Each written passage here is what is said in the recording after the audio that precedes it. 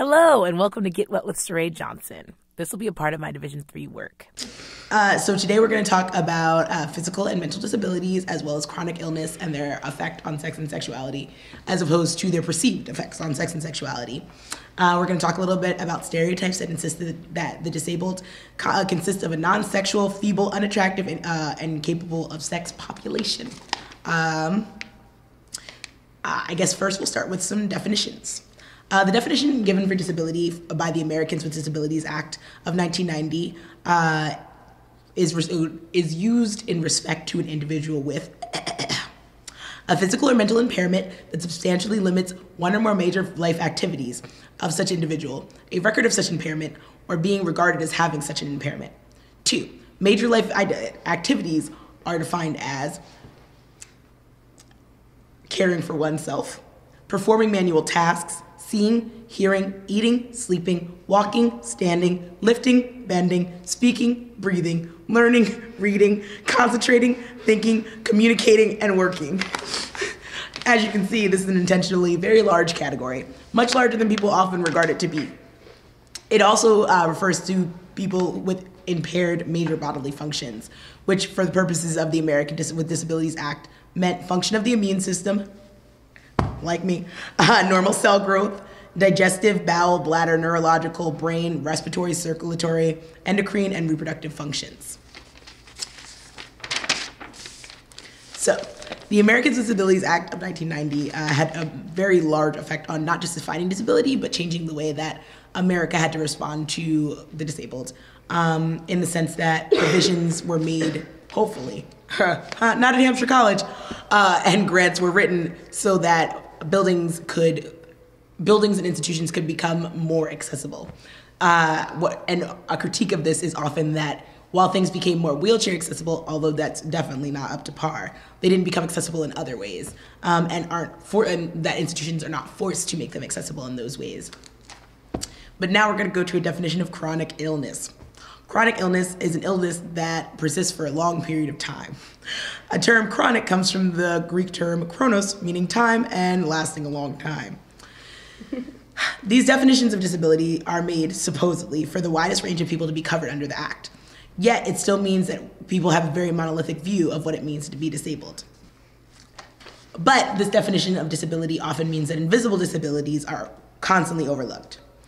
Invisible disabilities are disabilities that are not immediately apparent. Yeah, okay, so what a secretive definition that was. For instance, a sitting disability, mobility issues, chronic pain, Asperger's syndrome, attention deficit disorder, brain injuries, chronic pain, chronic fatigue syndrome, chemical sensitivity, fibromyalgia, epilepsy, repetitive stress injuries, et al., et cetera, ad infinitum. Sorry.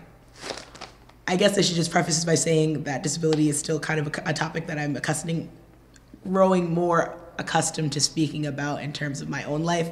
And so I don't necessarily always have the same amount of comfort talking about it as I do with the other facets of my identity, which is an issue. Particularly because explaining the functions of your invisible disability in bed is very awkward and subject to disbelief. So, sex and disability. Sorry, I'm gonna take a moment to reset to myself. So today we're gonna talk a little about the definition of disability, which I guess we just did. And then open it up to, I don't know why I'm feeling so awkward. Or maybe do a bathroom break. Everybody can get up and take 5 minutes or something. Okay. I'm sorry. I don't understand what's going on with me, y'all. This doesn't happen all the time. Don't worry about it. Yeah. I guess what I'll just say to begin with is that the way that disability often correlates itself with sex is one of negation. Mm-hmm. When people recognize the identity, that one's identity has a component of being disabled, people often nullify one as a sexual being. So my fear with this episode is that in some way, whether it be liminal, subliminal, or superliminal, that having people recognize me as a disabled person who is running the show will negate what I'm saying. And that's a very strange fear for me to have. You know, like that's a very like deep and intimate, fear for me to have.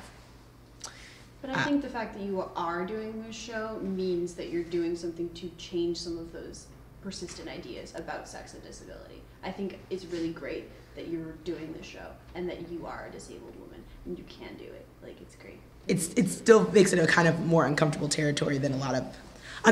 There's no real place to talk about it on campus. So like there's not like a lot. I'm not really equipped as well. So I'm just gonna put out that disclaimer. And say a little bit about that.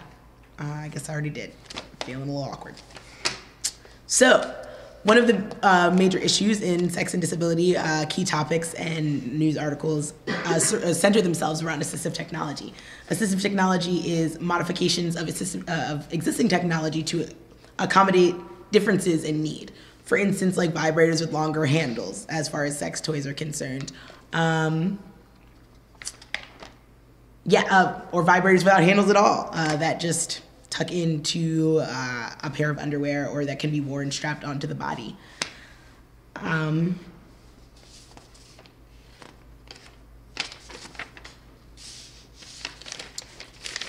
So I guess I'm going to open up the floor for questions and comments about how we feel that disability correlates to sex, doesn't correlate to sex, becomes understood, both like mental and physical disability, which we'll talk about a little later, but if anybody has any opening comments on that.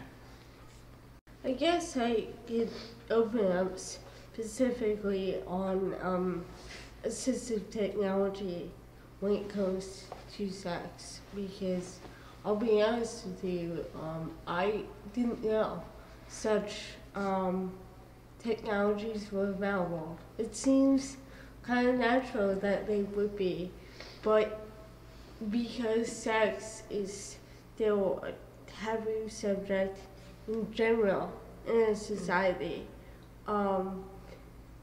with the confound of disability, it's something that's very hidden and you wouldn't know about.